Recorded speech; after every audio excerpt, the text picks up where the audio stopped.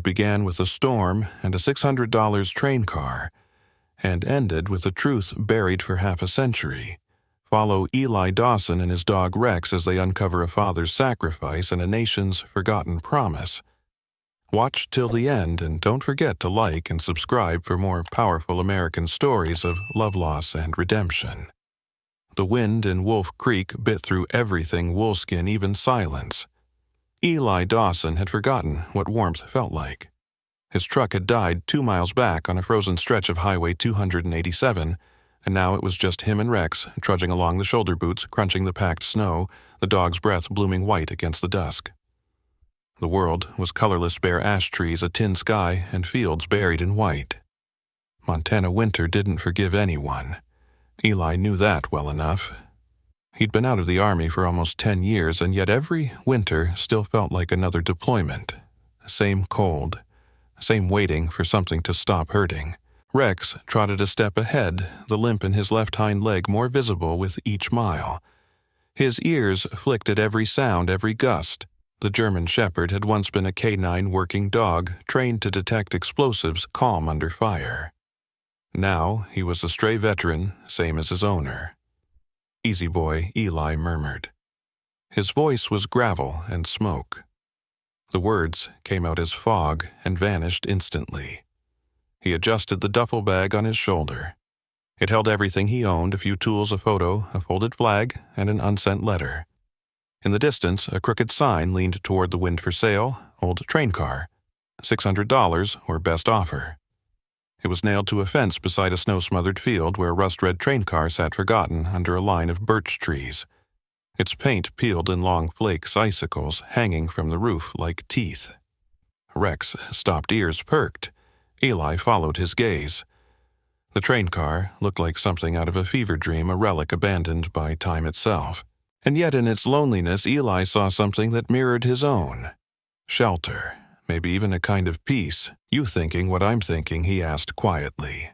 Rex wagged his tail once, a slow, cautious arc. They crossed the field. Snow sank around their boots.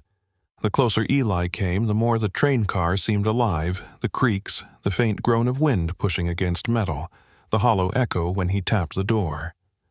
He pressed his gloved hand to the rusted handle, pushed. It didn't budge. From behind him came a voice, old but steady. "It sticks when it's cold," said a woman standing near the fence. She was bundled in a heavy brown coat, her gray hair tucked into a scarf. "You're the first soul I've seen come down this road in a week. You the owner?" Eli asked, cautious but polite. "Name's Martha Doyle," she said, approaching. "That old thing's been sitting there since my husband passed. Meant to sell it for scrap, but nobody's foolish enough to drag it out in this weather." Her eyes narrowed on him. "You look like you could use a place to stay." Eli hesitated. "Just passing through." Honey, in weather like this, nobody's just passing through. She smiled faintly. "You got 600, I've got 3. "Then it's yours," she said without missing a beat. He blinked. "That easy I don't deal in easy," she said. "I deal in mercy. That car's got good bones. Fix her up and she might just keep you alive." She extended her hand. He shook it, surprised by how steady hers felt. Martha helped him find the key, a rusted brass thing that looked like it hadn't turned in decades.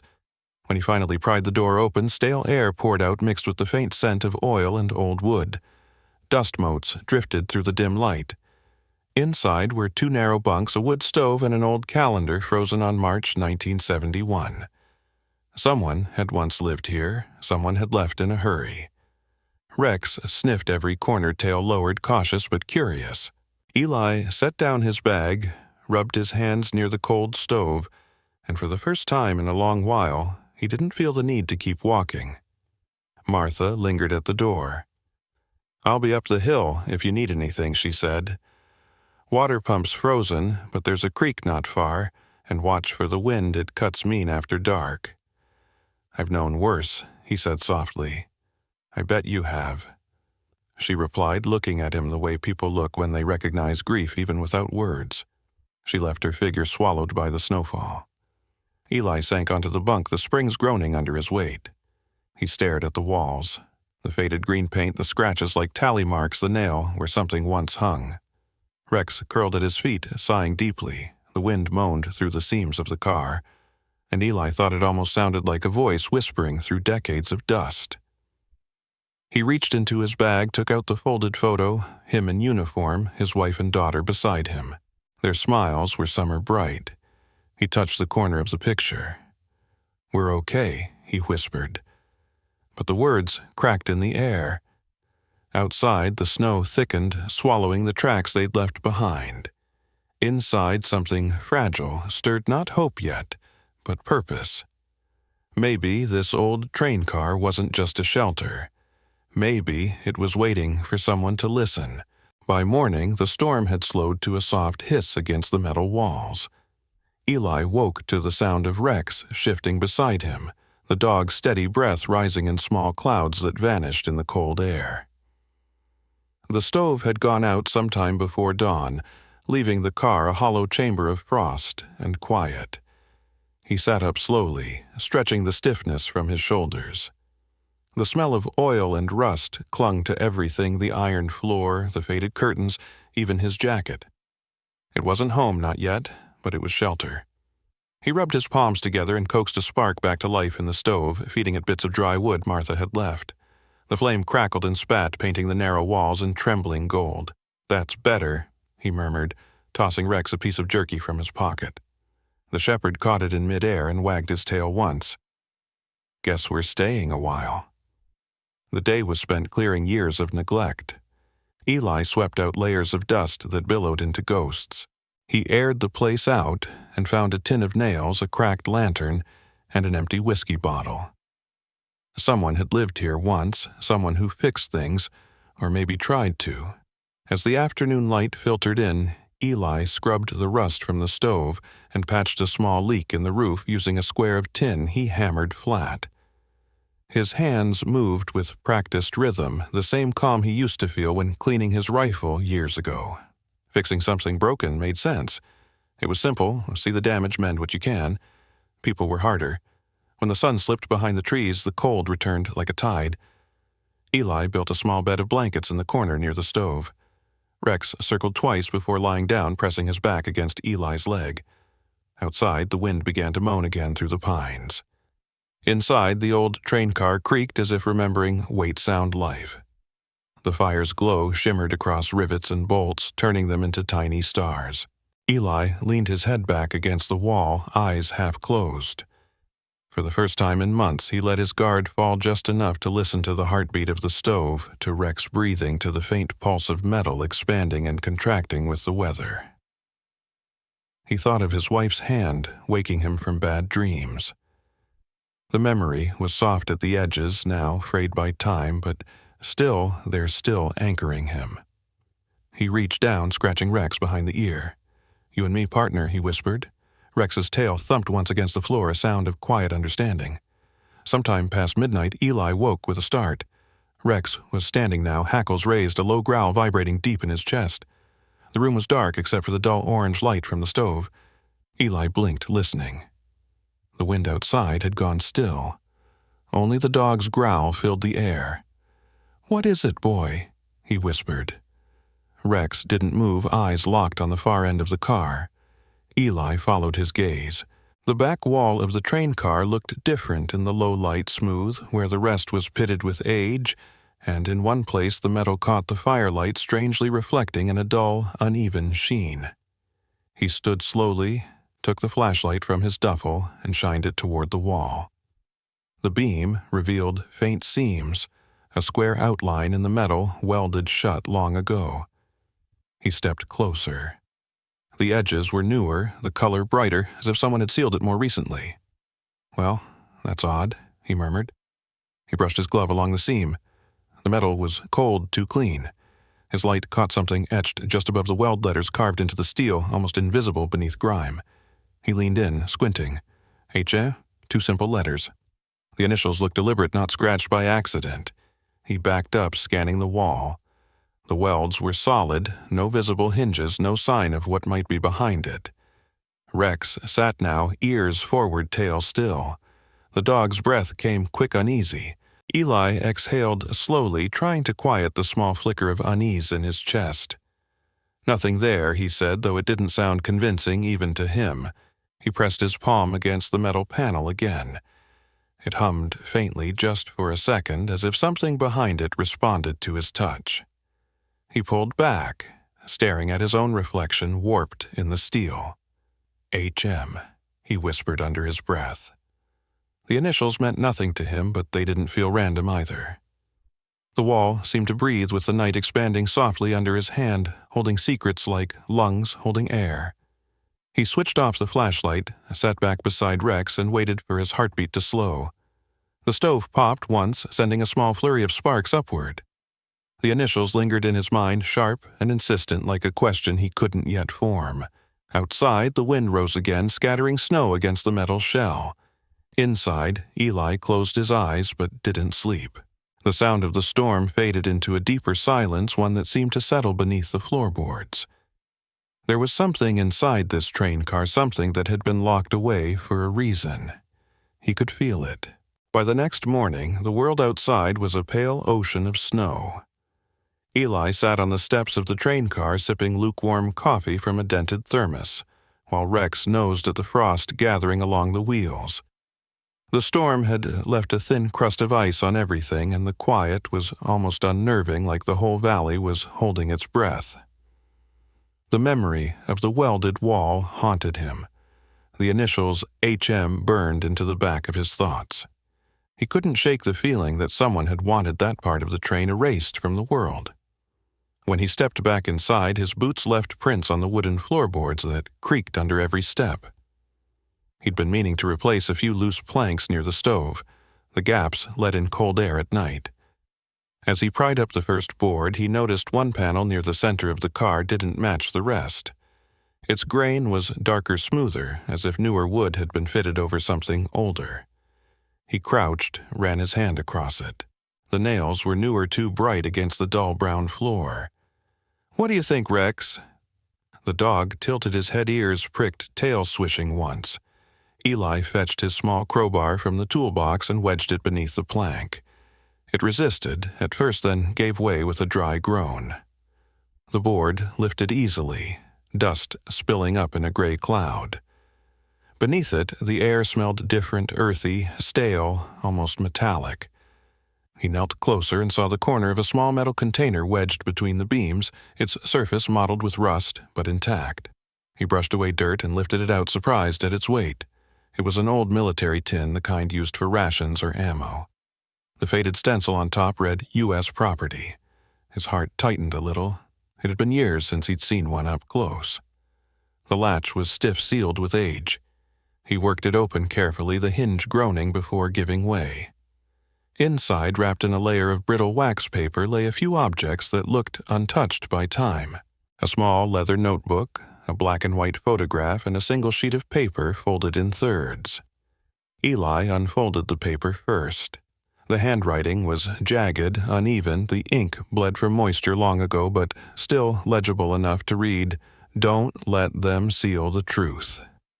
He stared at it for a long time, those 6 words, pulsing like an echo from the welded wall. He placed the note aside and turned to the photograph. It showed a group of men standing beside a massive steam engine, smiling through the grit of long days. Their jackets bore the insignia of the Montana Northern Railway. 5 men in total, all weather-beaten, proud, alive. The one in the center had a name scrawled beneath his boots, Hank Miller, 1968.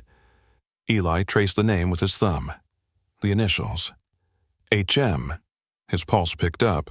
He reached for the notebook last. Its leather cover cracked under his touch.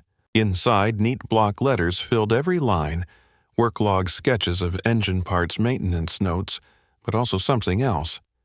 A shift in tone halfway through when the entries turned personal anxious. Freight 109. Something not right. They say it's just cargo, but I heard voices last night. They told me to weld it shut, no questions. Eli turned the page, the handwriting grew shakier. I can't. Not after what I saw. If anyone finds this, remember the name Hank Miller. The truth is buried in this car. He closed the book, slowly exhaling through his teeth. The room felt smaller suddenly, the air thick with something that wasn't quite fear but close. Rex whined softly, resting his head on Eli's knee. "Good boy," Eli said absently, rubbing the dog's fur while staring at the open tin. "Looks like you found something, huh?"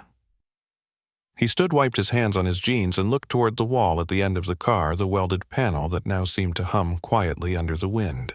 The initials, the notebook, the message. Someone had locked away more than metal behind that wall. He carried the tin up the hill to Martha's farmhouse, the snow crunching underfoot. The woman met him on her porch, her cheeks pink from the cold. "You look like you've seen a ghost," she said, handing him a mug of tea before he could speak. Eli set the tin on her table. "Do you know the name Hank Miller?" Her expression shifted, the warmth fading just slightly. "Of course. My husband worked the lines with him years ago. Hank was a good man, quite always fixing things. He went missing in the winter of '71. They said he got caught in a blizzard on his way back from the depot. They never found him." She looked at the tin, her eyes narrowing. Why Eli opened it, showing her the contents. He left this under the floorboards. Said not to let them seal the truth. Martha went still, her hand trembling just slightly as she reached for the photo. "That was his crew," she whispered. "He and the others worked this very line. Freight 109 was one of theirs." She looked up, meeting his eyes. "You're telling me this was inside the car, hidden under the floor," Eli said. "And there's a welded section in the back, marked with his initials." Martha's face paled. "That car came from the 109 line. My husband told me once it was taken off service after something happened, some kind of accident, but no one ever talked about it again." She turned toward the window, the wind rattling the glass. "Hank used to say trains remember everything," she murmured. "Even the things people want to forget." Eli looked down at Rex, who was watching them both intently, tail still.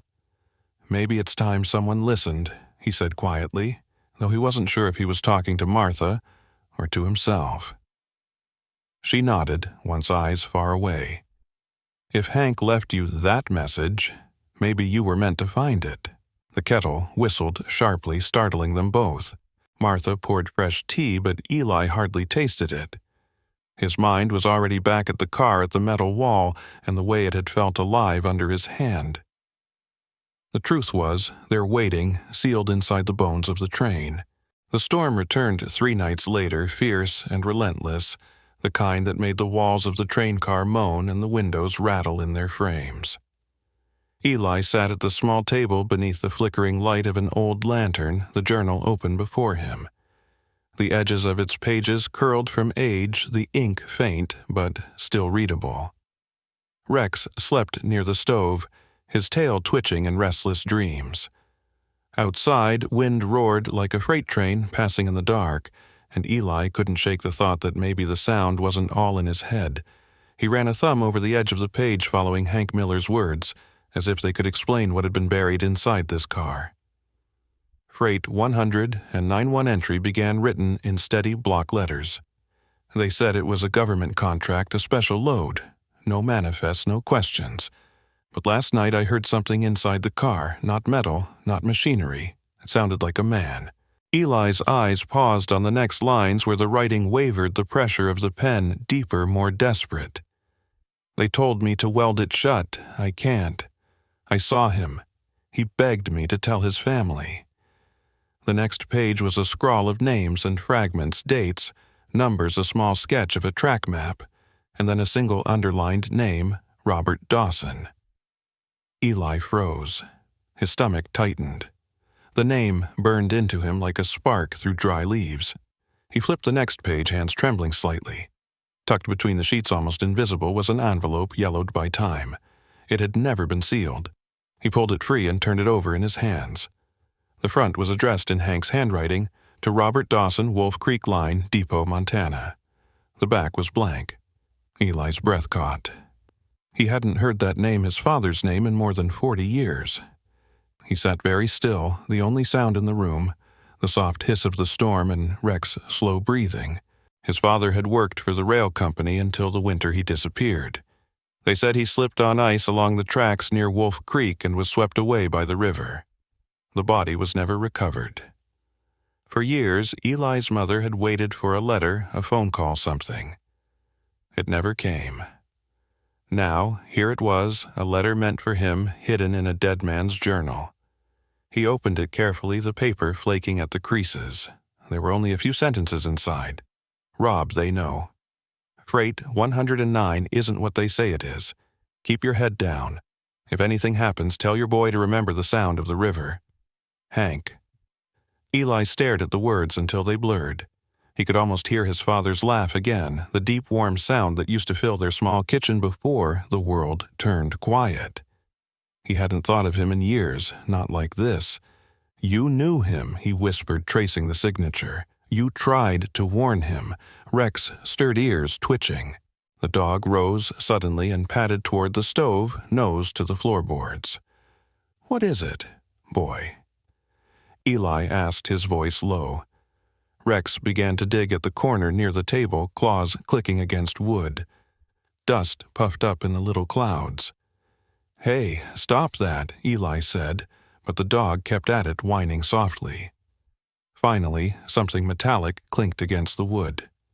Eli crouched beside him and brushed aside the dirt. There, wedged between two planks, was a small fabric pouch, gray with age. He lifted it out carefully, untying the string that held it shut. Inside was a nameplate, dull from rust, but still legible R. Dawson. His father's identification tag. The same type workers wore on the rail lines, meant to withstand years of grease and weather. Eli turned it over in his palm, his thumb tracing each letter as if memorizing the proof.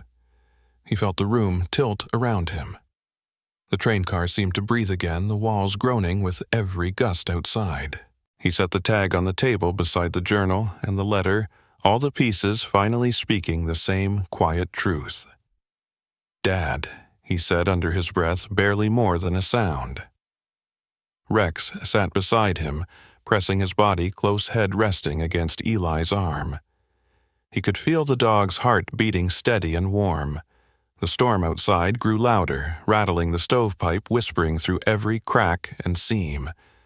It sounded almost like a voice repeating those same words from the letter, remember the sound of the river. Eli closed his eyes, and for a moment he was 6 years old again, standing at the edge of the water with his father's hand on his shoulder, watching the freight trains pass. He remembered the rumble, the air trembling as trains thundered by. His father had said every train carries a story, son, even the ones nobody wants to tell. Now, decades later, they'd come back to find him. He reached for the journal again, flipping through its final pages, searching for more. The last entry was dated February 12, 1971. They've taken him. I couldn't stop it. The snow's coming hard.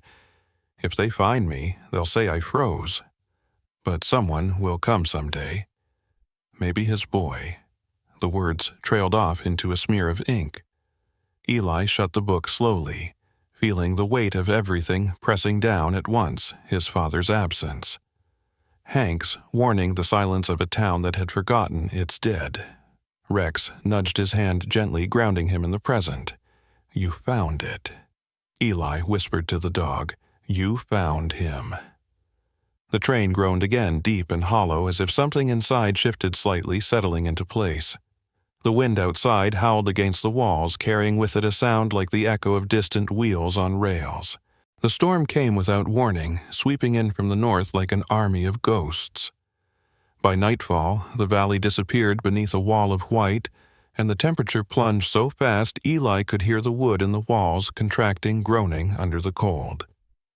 The radio had gone silent an hour ago, the last transmission fading into static before dying completely. Outside, the blizzard howled, battering against the metal hull until the whole car shuddered. Inside, Eli crouched near the stove, feeding it the last of the chopped wood. The flames licked high, struggling against the drafts that snuck through the rivets. Rex lay close to him, eyes half closed but ears twitching with every creak. We'll ride it out, boy Eli said softly, though his voice trembled.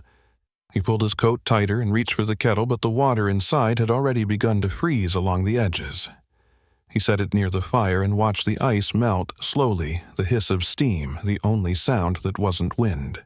Hours passed in that frozen limbo. The storm raged harder, shaking the roof, and now the sound had a rhythm to it, like something knocking from the outside, a hollow rhythmic thud that came and went with the gusts. Eli tried to tell himself it was just branches or snow falling from the trees, but Rex was awake now, his whole body tense. The shepherd's ears pointed toward the far end of the car, the welded wall. A low growl vibrated in his throat. "Not again," Eli muttered, but Rex wouldn't stop staring. His tail stiffened, then he barked once, sharp and sudden, the sound cutting through the storm. The dog moved to the wall, scratching at it furiously, claws scraping the metal. Rex, Easy Eli, grabbed the flashlight and crossed the floor. The beam caught flakes of rust spinning through the air. The metal glinted faintly where the weld met the corner. He ran his glove along it, feeling the chill bite through the leather. It was colder here than anywhere else in the car, as if the steel itself refused warmth. The sound of the wind outside rose a constant scream. The car trembled with each blast. "You hear that?" he whispered, leaning close. For a moment, beneath the roar, he thought he heard something else, a faint echo from inside the sealed compartment. Not a creak, not the storm, a hollow tapping. 1, 2 pause, 1, 2, 3. Then silence. Rex barked again, pawing harder. Eli's pulse quickened. He fetched the small hammer from his toolbox, pressed it to the seam, and struck once. The echo that came back wasn't solid. There was space behind the wall. He reminded himself that winter metal often expanded and popped under stress, and the pattern could be nothing more than the seam flexing in the cold. He hit again, harder. The weld cracked slightly, a small flake of metal breaking loose. He coughed as dust and the scent of oil filled the air. "All right, old man," he muttered to the car itself, "show me what you're hiding."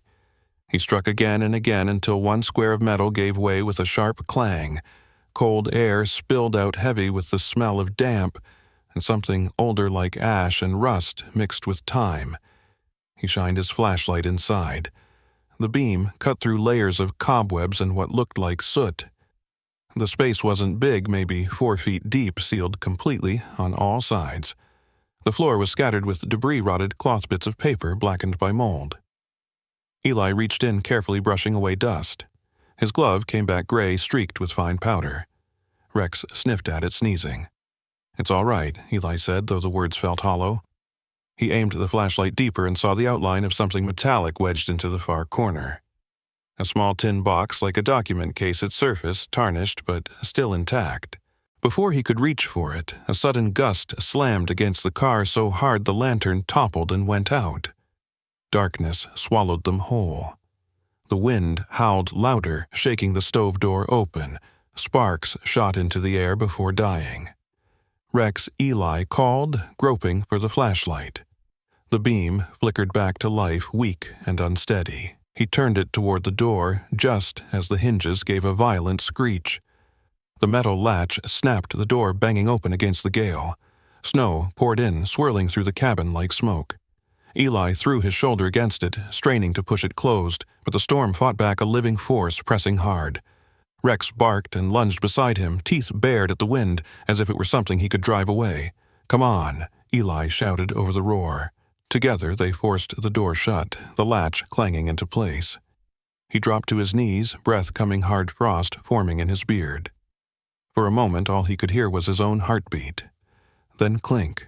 Something small hit the floor near his boot. He lifted the flashlight again. A brown envelope lay in the snow that had blown inside. The wax seal was still intact, the paper stiff with age, the edges stamped faintly with an emblem, U.S. Railway Commission, confidential. He picked it up, carefully brushing away the frost.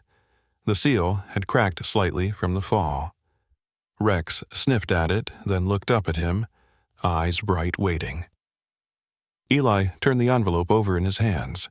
It was heavier than paper should be, as if whatever was inside had waited a very long time for someone to find it. Outside, the wind began to fade, but inside, the air felt charged like the pause before thunder. He stared at the words, U.S. Railway, his thumb resting on the broken seal, and for the first time that night, the cold didn't bother him. Something else was moving now, something much older than the storm. The envelope trembled slightly in Eli's hands, the wax seal half broken from the fall. He hesitated, the silence inside the car pressing against his chest. Rex sat close, his breath a soft rhythm in the cold. With a slow breath, Eli tore the seal the rest of the way and slid out the papers inside. They were stiff, the edges yellowed, but the typewritten words were still sharp enough to sting. The top page bore the header, U.S. Railway Commission, Internal Operations 1971. Beneath it, a line typed in red ink, Special Transport WR 109 Administrative Cover. His pulse quickened. The next few lines read like the bones of a secret subject, Robert Dawson, civilian engineer. Status detained pending transfer. Transport to proceed under supervision of Hank Miller, locomotive engineer, Montana Northern Railway. In the event of interference, secure and neutralize. The words blurred for a moment as Eli's eyes filled, but he forced himself to keep reading. The next paragraph struck harder. Incident report, February 12, 1971. Freight 109 intercepted en route to Helena Depot.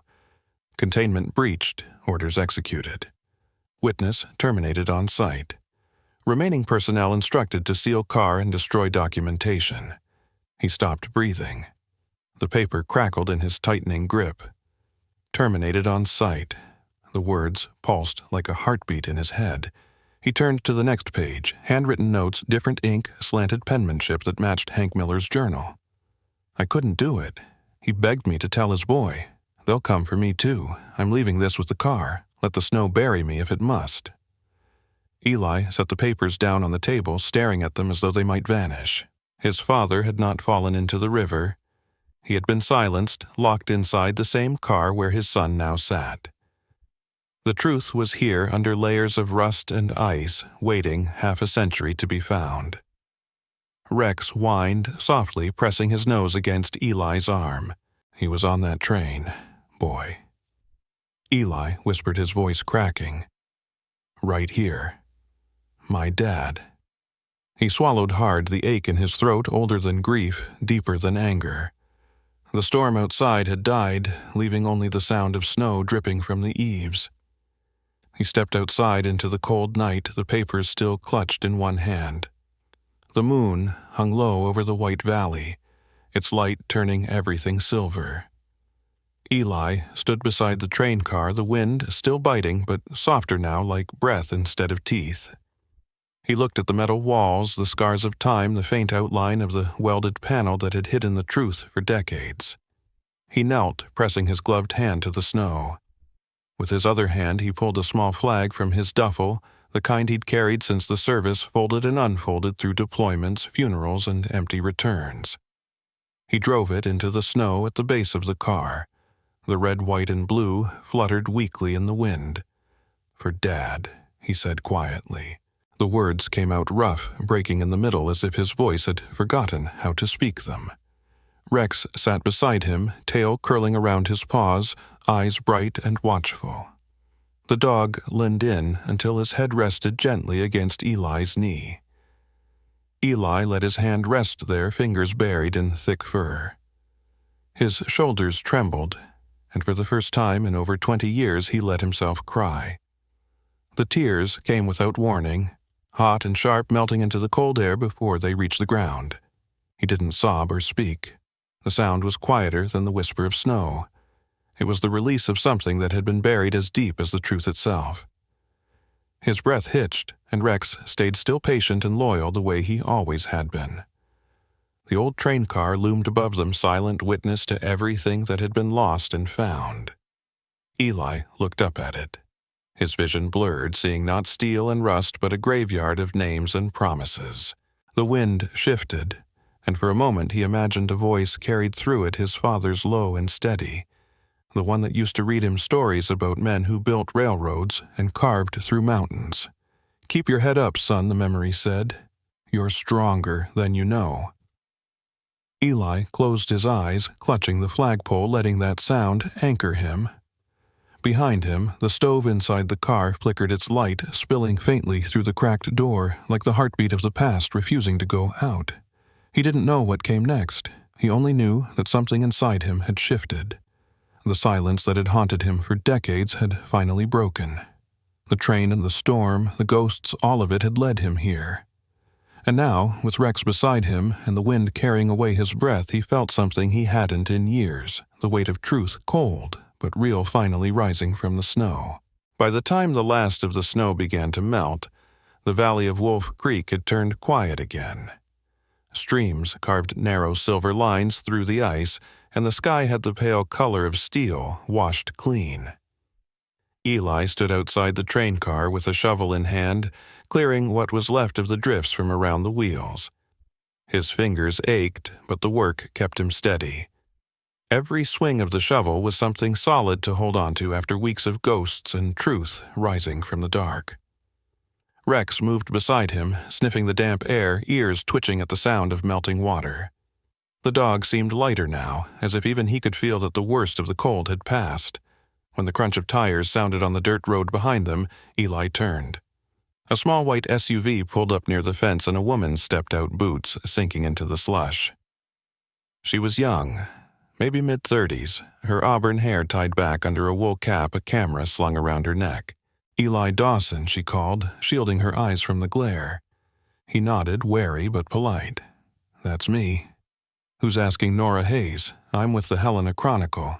I heard there's a veteran living out here in a train car. Thought maybe there's a story." Her tone was curious but respectful. "You heard right," he said, setting the shovel aside. "But this place has enough stories already." She smiled faintly. "Those are usually the ones worth telling." She glanced past him at the car. "You mind if I look?" He hesitated, then nodded. Inside, the light was soft, filtered through the thin curtains he'd hung weeks ago. The stove crackled, spreading a little warmth through the cold metal shell. Nora ran her fingers along the wall, tracing the scratches and welded seams.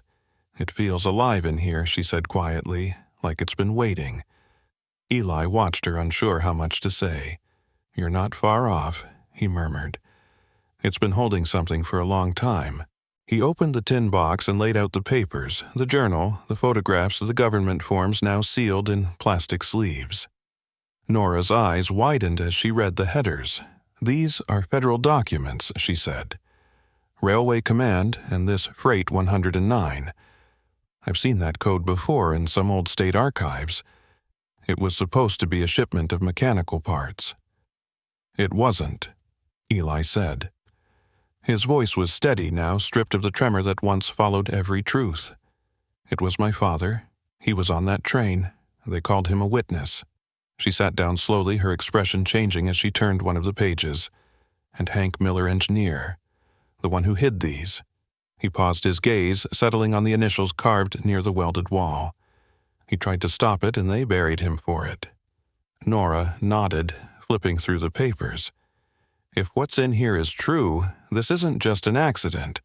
This ties to a company that still exists. The Northern Pacific Corporation, rebranded now, but same owners. There were rumors of illegal government contracts during the Cold War, if Miller tried to expose it." "He vanished," Eli finished for her. "Same storm that took my father." She looked up at him. "You sure you want to open this up again? These names, some of them still have power. I've spent my life carrying silence," Eli said. "It's time it did something useful." The two of them spent the next several days scanning each document, preserving every line before the ink faded any further. Nora brought a portable scanner and laptop, setting them up on the small table beside the stove. The faint hum of the machine blended with the soft crackle of the fire, the sound oddly soothing. Each page brought more questions. Signatures that didn't match dates, altered memos stamped classified. Late one night, Nora looked up from the screen. "Eli, this wasn't just a cover-up. It was an operation. A program." He nodded slowly. "I figured as much. My dad wasn't the kind of man they needed gone unless he knew something. Then we should take it to someone," she said. "Law enforcement, at least." "There's one man I trust," Eli replied. "Cole Barton, sheriff over in Helena County. We served together back in the day." The next morning, they drove the winding road into town, the snow receding from the shoulders of the highway like shadows retreating from light. The sheriff's office was small, tucked between a hardware store and an old post office. Cole Barton met them at the door, a tall man with gray in his beard and lines carved deep around his eyes. "Eli Dawson," he said with a half smile. "Never thought I'd see you walk into my office again." Didn't think I'd have a reason, Eli replied. Cole's gaze shifted to Nora. And you are Nora Hayes. Journalist. That explains the camera. He motioned for them to sit. Now tell me what brings the two of you to stir up the past. Eli laid the file on the desk. Cole skimmed through the first few pages, his expression darkening. Where'd you get these? From the car I've been living in, Eli said. It's part of the 109 line. My father was on that train. The sheriff leaned back slowly. Eli, you know what this means. These papers, if they're real, point to federal wrongdoing. But they're half a century old. Every man who could answer for it is probably gone. Not all of them, Nora said quietly. Coles rubbed his temples, then looked at Eli. You've done your duty, soldier. Let it rest. Some things are better left buried. Eli's eyes hardened. You were in the service, Cole. You remember what we swore to never leave anyone behind. My father's been left behind for 50 years. The sheriff met his gaze for a long moment, then exhaled. You're chasing ghosts. Then I'll follow them, Eli said. The silence in the room thickened until even the ticking of the wall clock seemed loud. Cole pushed the folder back across the desk. You didn't hear this from me, he said finally. But if you want answers, look at who's still drawing profit from that line. The Northern Pacific changed its name, but its board didn't change its conscience. Eli nodded once, standing. Thank you, Sheriff. Cole shook his head. Just be careful, Eli. There's a reason some stories never make the front page. As they stepped back into the pale sunlight, the wind carried the faint scent of thawing pine. Nora glanced at him. He's scared. Eli adjusted his coat eyes on the horizon. Good. Means we're close. Night settled over Wolf Creek like ink spreading across snow.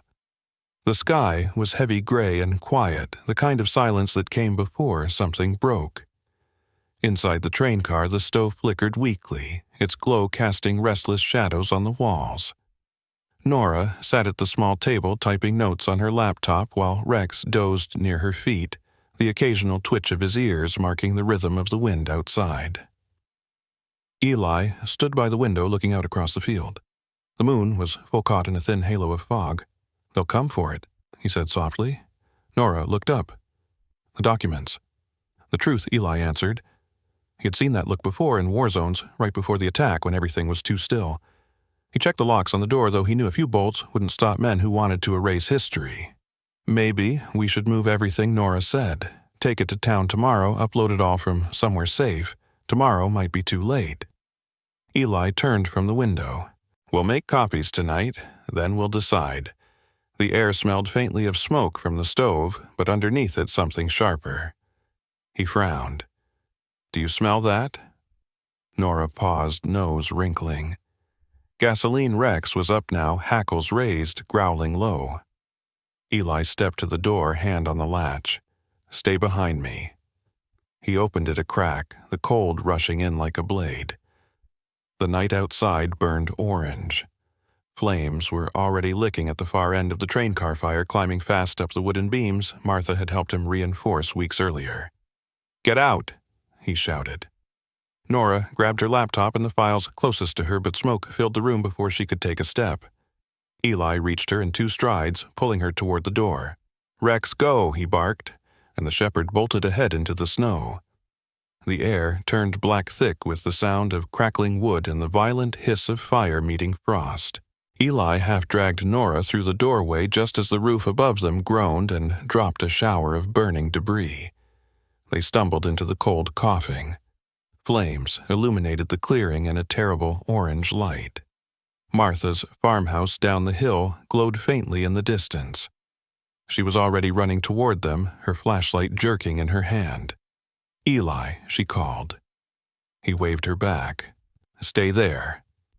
But then, over the roar, came another sound. A bark, sharp and frantic. Eli turned. Rex wasn't with them. No, he breathed, spinning toward the car. Through the swirling smoke, he saw the dog's shape dart back inside, tail disappearing through the doorway. Rex, he shouted, starting forward, but Nora caught his sleeve, her face pale with soot. You can't. He's in there. He tore free, plunging back into the inferno. Heat hit him like a wall, searing his lungs. He ducked, low eyes watering, heart hammering. "Rex," he yelled again. The only answer was the crack of collapsing metal. Then movement. Near the stove, through the haze, Rex was clawing at a small metal box near the stove. Eli crawled toward him. The dog yanked hard, freeing a small metal box tied with wire. Flames licked at the floor around them. "Come on," Eli scooped Rex up with one arm and grabbed the box with the other. He staggered toward the light, spilling from the door, just as part of the roof gave way behind them. They burst into the cold night air, tumbling into the snow. Martha reached them first, helping Eli drag Nora farther from the fire. The heat followed them, roaring alive. Sparks drifted upward like dying stars. Eli fell to his knees, coughing so hard his chest burned. Rex stood beside him, covered in ash, his fur singed, but eyes bright and alert. Between his teeth he still held the small metal box. "Good boy," Eli rasped, taking it gently. The lid was half melted, the metal too hot to touch for long. He dropped it into the snow to cool. The three of them sat in the snow, breathing in the bitter smoke, while the train car that had sheltered them burned down to its bones. "Everything's gone," Nora whispered, voice breaking. Eli shook his head slowly. "Not everything." When the box was cool enough, he pried it open. Inside, wrapped in scorched cloth, was an old pocket watch. Its face cracked, its hands frozen at 12. Beneath it, sealed in a waterproof sleeve, was a small microcassette tape. He hid it inside the watch, Nora said softly, realization dawning. Hank Miller left a message. They rushed to Martha's house, placing the microcassette into the portable recorder from Martha's late husband's repair shop and connecting it to Nora's laptop. The screen flickered to life. Static filled the speakers, then a voice hoarse, trembling, unmistakably human. "If anyone finds this, then I didn't make it out. My name is Hank Miller. I was the engineer on Freight 109. They said the man inside was a traitor. He wasn't. His name was Robert Dawson. He tried to stop what they were doing. Tell his boy, tell him his father didn't betray anyone. He died protecting people he didn't even know." The recording crackled, faded, then returned for one last line. "Don't let them bury this again." The room was silent except for the faint hum of the computer fan. Nora covered her mouth eyes, glassy. Martha turned toward the window, tears glinting in the firelight still flickering from the hill. Eli sat back, staring at the dark screen.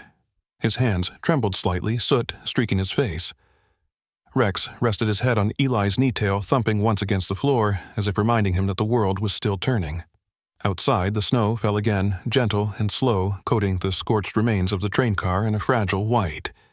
The fire was dying, but something far older had just begun to burn.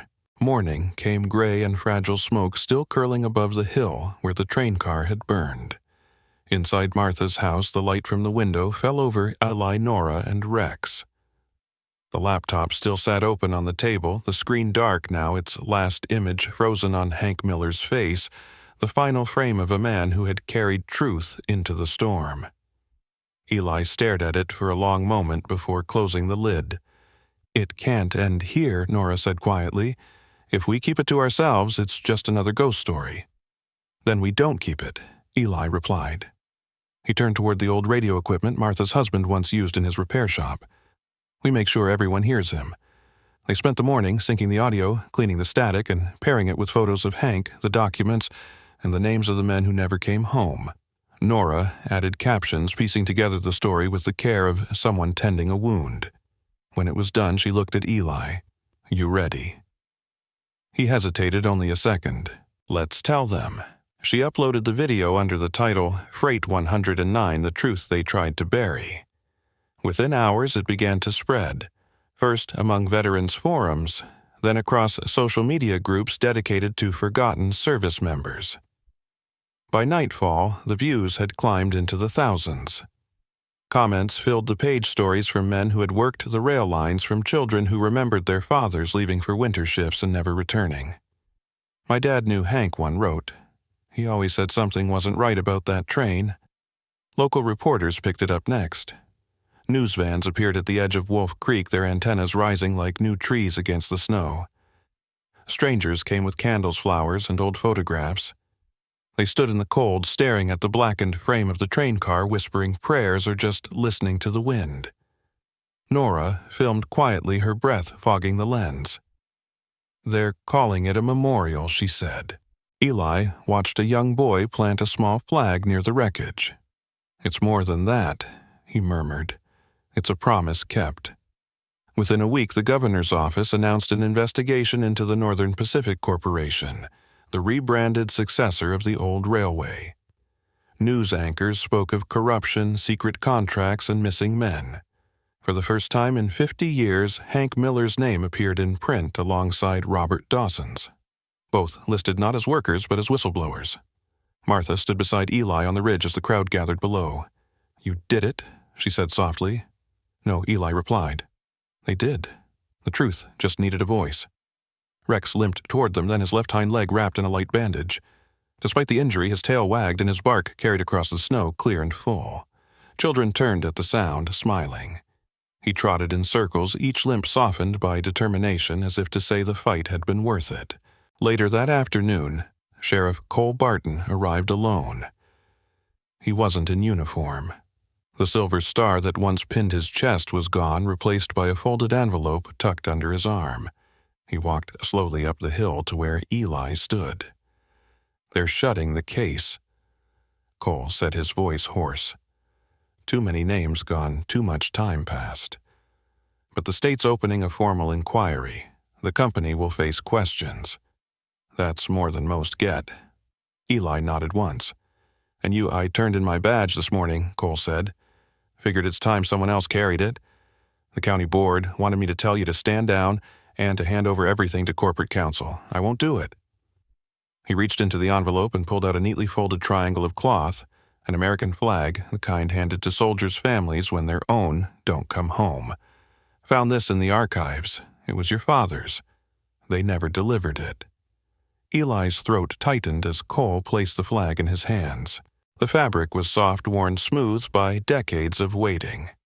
"He deserved this a long time ago," Cole said quietly. "You brought it back where it belongs." Eli stared at the flag, the colors muted in the winter light. "Thank you," he managed, voice barely above a whisper. Cole gave a nod and turned to leave his boots crunching through the snow. The wind rose briefly, carrying the faint echo of distant voices, the crowd still gathered by the ruins, singing softly. Eli knelt and placed the folded flag at the base of what was left of the train car next to the pole, where his smaller one still fluttered. "For Dad," he said again, but this time the words carried peace instead of pain. Rex came to sit beside him, pressing his shoulder against Eli's arm. Nora stepped forward, camera in hand, capturing the moment as sunlight broke through the clouds. The last of the snow began to drip from the eaves, tiny rivulets tracing paths through the soot. Eli looked out across Wolf Creek, where strangers now stood together, where the truth that had once been buried beneath steel and snow now glimmered in open air. Spring came to Wolf Creek slowly and tenderly, like an old wound healing. The snow retreated 1 inch at a time, revealing the soft brown earth beneath and the faint green promise of new life. Birds returned to the trees lining the tracks, their songs scattered like confetti in the morning air. Where the old train car had once stood blackened and broken, carpenters now worked beneath the clear sky, their hammers ringing like distant bells.